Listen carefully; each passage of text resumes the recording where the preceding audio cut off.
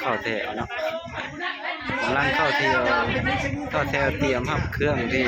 เขากำลังมาจ้างเนาะทั้งเลขาอดีตในบ้านทั้งบ้านยังก็ทาสิดาเนาะทาสิดาเพิ่นก็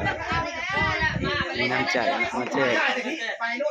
จกเป็นเสื้อผ้าของเด็กน้อยเนาะ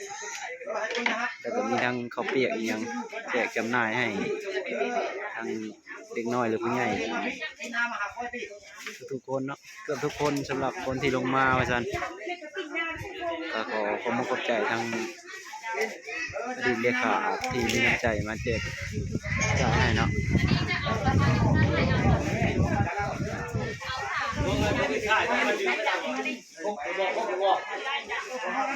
ทีมงานของเพิ่นก็ขอขอบคุณขอบใจหลายเนาะหรือว่าสิเป็นครอบครัวก็บ่ฮู้ปานใดเนาะตอนนี้กำลังมอบเป็นเรื่องของตัวเสื้อผ้าเนาะเสื้อกันหนาวอีหยังก็ฮู้ท่านฮู้ก็ได้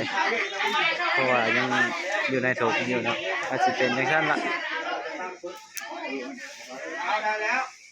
คนเข้าเบิ่งก็